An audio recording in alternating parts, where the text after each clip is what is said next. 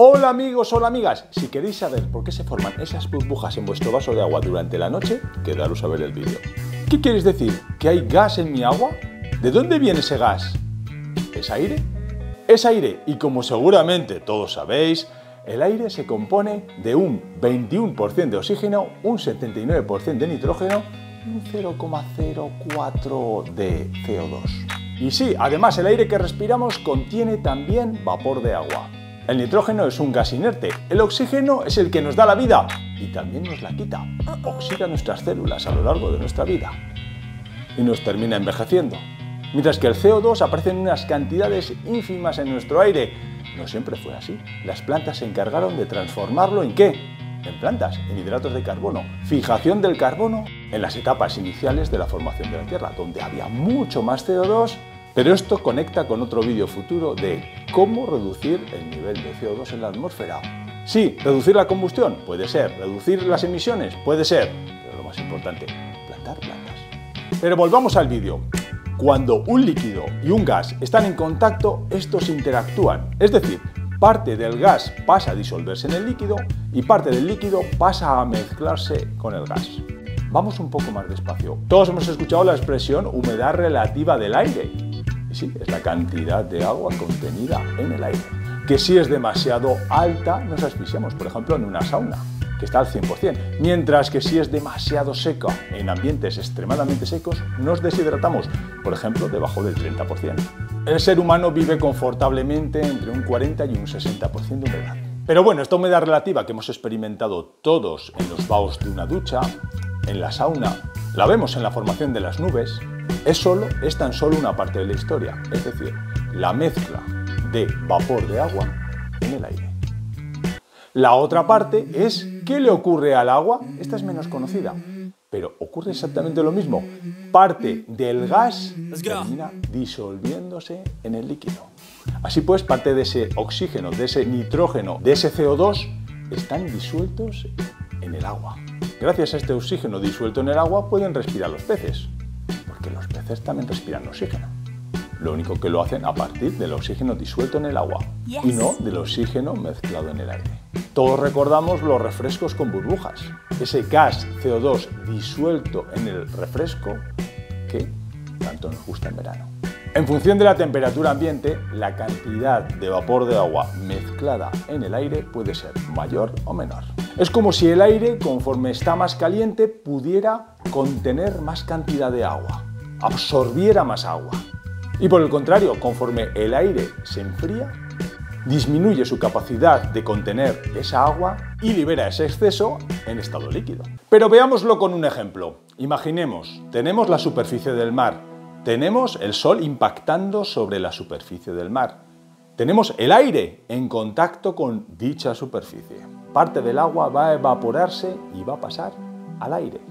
Esta zona más caliente empieza a ascender al tener una densidad menor y logra ascender varios kilómetros hasta que a una determinada altura, como pasa cuando subís a las altas montañas, la temperatura baja lo suficiente para que esta mezcla de aire y agua se enfríe.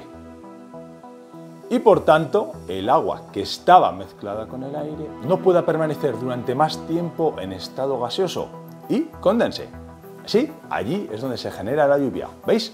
Formación de nubes a nivel de suelo, al principio invisibles. No vemos la nube normalmente formarse a nivel del mar y ascender, simplemente porque se trata de gases no visibles. El oxígeno, el nitrógeno, el vapor de agua es todo invisible. ¿Cuándo empezamos a ver las nubes como tal? Las nubes como tal las empezamos a ver conforme alcanza una determinada altura y empieza a condensarse parte del agua. Lo que vemos es el comienzo de la condensación. Eso es la nube. Y ese color blanco en los días que hay sol y es color gris cuando falta el sol. Esto os recuerda al ciclo del agua que vemos todos en el colegio. Si veíamos el comportamiento del agua en el aire, ahora vamos a ver el comportamiento del aire en el agua. Porque sí, amigos, amigas, pasa algo parecido. Conforme sube la temperatura en el líquido, el gas disuelto en él tiende a pasar de nuevo a fase gaseosa y logra escapar del líquido. Un ascenso similar al que acabamos de ver en la nube, por una diferencia de densidades. De la misma forma, si el líquido está más frío, puede contener más gas en disolución. La disolución de los gases en los líquidos no depende solo de la temperatura, depende de una variable que a su vez también depende de la temperatura, que se llama la presión de vapor. La presión de vapor es característica de cada gas. Es decir, que si tenemos oxígeno y nitrógeno disueltos en el agua, cada uno tiene su presión de vapor característica para esa temperatura. Bueno, esto es lo que anuncia la ley de Henry. Y es que la cantidad de gas disuelto en una disolución es directamente proporcional a la presión parcial del gas, siempre que no existan reacciones químicas entre el gas y la disolución o que exista el fenómeno de la disociación. ¿Veis? Por tanto, no nos fijamos solo en la temperatura, nos fijamos en la presión de vapor. Imaginaros una lata de refresco, sí, de las que tiene burbujas. Gracias a que está a presión en un sitio confinado, puede tener en disolución mucha cantidad de CO2. Las burbujas. Todo cambia cuando abrimos. ¿De dónde salen todas esas burbujas? Estaban disueltas en el líquido. Pero ¿qué pasa si antes de abrir el refresco lo agitamos, abrimos y dejamos que la temperatura suba? Pues que prácticamente todo el CO2 escapará del líquido.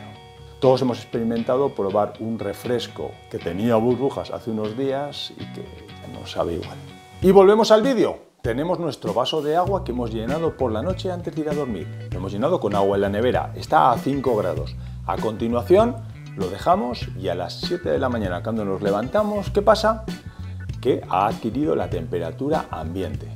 Pongamos 20 grados. Ha subido 15 grados su temperatura. Por tanto, ¿qué ha pasado con el aire disuelto en el agua inicialmente? Lo que está claro es que la presión de vapor de cada uno de los gases, del nitrógeno, del oxígeno, del CO2, subió, porque subió la temperatura. Y esto, amigos, es la clave. Con una presión de vapor mayor, menos gases pueden seguir permaneciendo en disolución. La mayor parte de esos gases del aire, el nitrógeno, el oxígeno y el poquito CO2, se han escapado simplemente a la habitación. Y esas burbujas que veis están ancladas a la pared del vaso, a las microscópicas imperfecciones de la superficie del vaso. Por tanto, las burbujas que estáis viendo son burbujas de nitrógeno y de oxígeno. Y si me preguntáis si modifica el sabor, la respuesta es que sí, pero no por lo que pensáis. Ahora mismo lo que tenemos es un agua que ha modificado ligeramente su composición.